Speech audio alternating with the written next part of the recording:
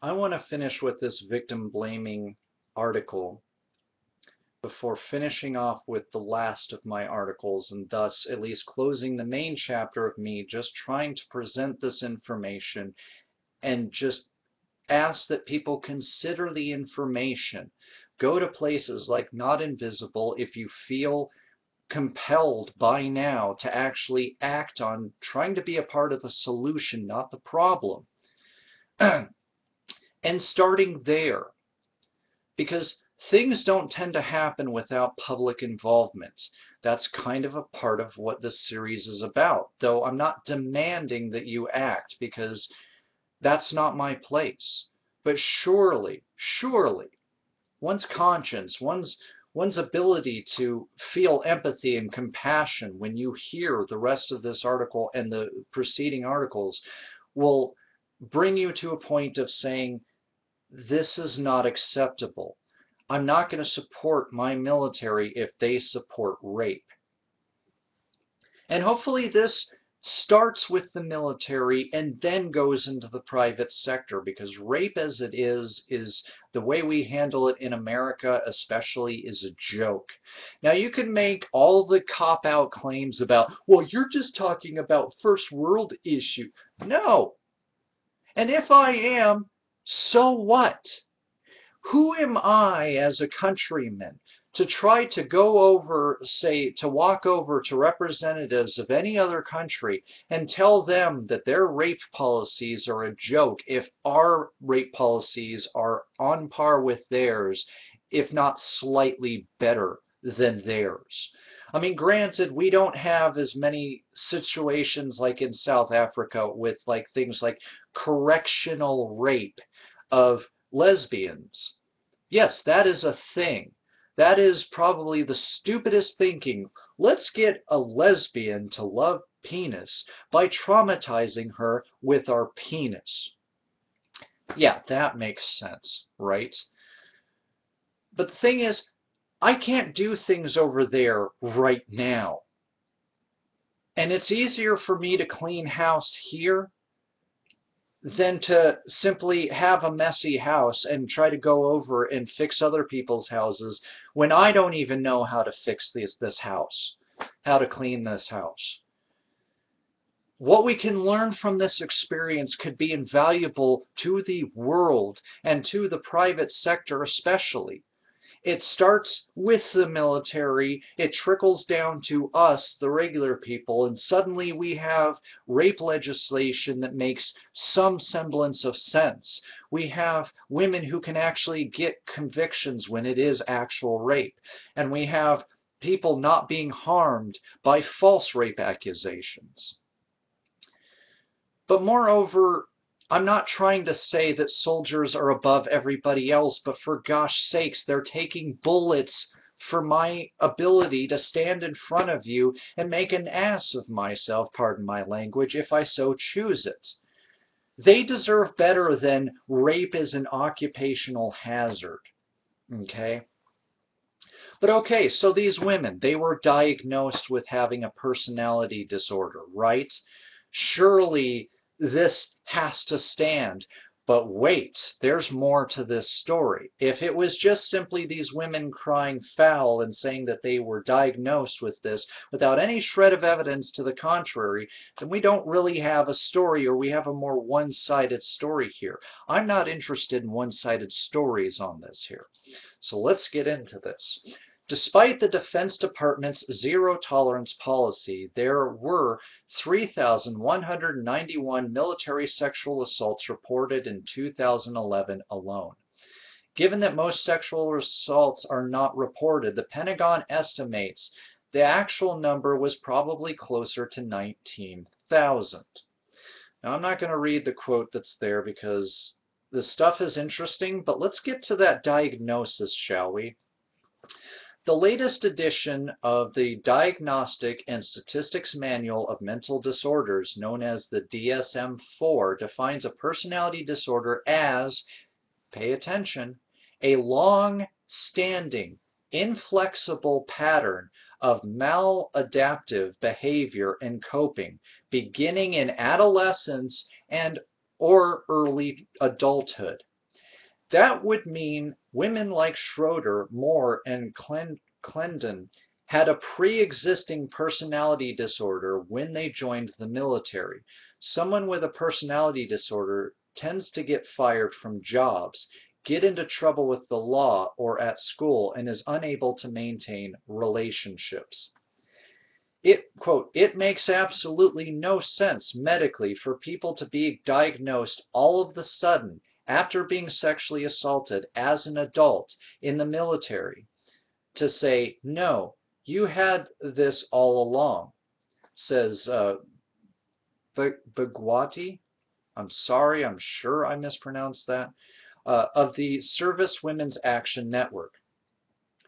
These women have clearly been able to function. They've made it through basic training. They made it through the follow-on training. Many of them are deployed overseas in war. They've done their fine. But when they're sexually assaulted and then report it, it seems very suspicious that the military would suddenly stamp them with a pre-existing condition that bars them from serving anymore. Dr. Lisa H. Gold, a clinical professional a clinical professor of psychiatry, dang it, I cannot talk tonight, sorry, at Georgetown University School of Medicine says it's a rule of thumb among psychiatrists not to diagnose someone with a personality disorder in the middle of a traumatic experience like a divorce, litigation, or the aftermath of a sexual assault. The DSM-4 says when personality changes emerge and persist after an individual has been exposed to extreme stress, a diagnosis of post-traumatic stress disorder should be considered. Also, by definition, a personality disorder diagnosis cannot be caused by another psychiatric condition, such as post-traumatic stress disorder, Gold says.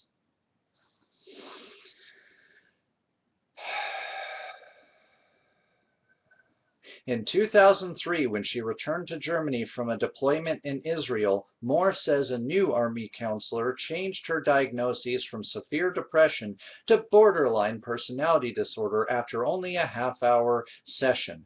Gold is not familiar with Moore's case, but she says the personality disorder was not a diagnosis that typically could have been made quickly. Got that? You letting that sink into your dome right now? Is any of that getting through to anybody out there, or am I just talking to myself here? Which may be the case, but I don't care. At least I'm trying to have make things better rather than just sort of thinking about it. Now, as of September 25th, the Pentagon orders new steps to prevent sexual assault in their ranks. Defense Secretary Leon Panetta has ordered all military branches to review policies and procedures in an effort to curb sexual assault in basic training and to improve how officers and senior officers and enlisted leaders are educated and respond to reported incidences. How about maybe, I don't know, weeding out some of these situational rapists in the higher ranks, or the non-situational rapists, the ones who are very preferential towards men, towards women. And no, I'm sorry, gays are not the ones all raping men. That's not to say that gay and lesbian folk cannot be rapists. I know several cases of gay men who have raped as well as lesbians who've raped other women. But they're not the problem. See, another reason why this whole topic pisses me off so dearly is not just the disrespect to the soldiers. It's the fact that while the military was running around, running surveys, trying to find out if, oh my, are these homosexuals going to have a detrimental effect to our military if they serve out in the open? We've been ignoring or sweeping under the rug all of this collateral damage from all of these rapes and sexual assaults that we've just let happen. Just like with the Boy Scouts of America. Oh, we're going to focus on the gays, not these allegations or these poorly handled cases of child abuse. No, no, the gays are the problem, right? What is your fixation with homosexuality anyways? I seriously do not understand this. Sure, I know some of the psychology behind it. I know some of the biases behind it. I know that some of the most vocal people against gays are actually gay themselves. Yes, there are studies. You can look it up for yourself. You know, but they're more important than sexual assault, than the psychological, physical, internal damage that rape does to servicemen and women? Are you joking me? Have I fallen through a wormhole into some sort of bizarro world where somehow this makes sense? That two men on their own time, off the base, fucking, pardon my language, is more detrimental to the military than situational rapists raping everybody up in here.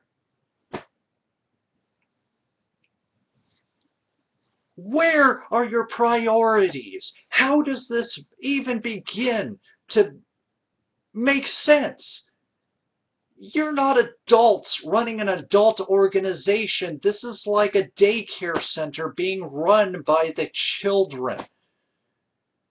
You're worried about the asinine things of life, and you're letting the terrible, damaging, hurtful things that are hurting men and women in both the military and the private sector, I might add. And you're letting that run amok. You don't seem to care about that. Oh, you'll say that you care about that, but you don't actually care about that. Now, do you? No, of course you don't, or this wouldn't be a topic of discussion. I wouldn't be having to stand up here and state the blindingly, brilliantly obvious to all of you out there. Our servicemen and women indeed do deserve better than this.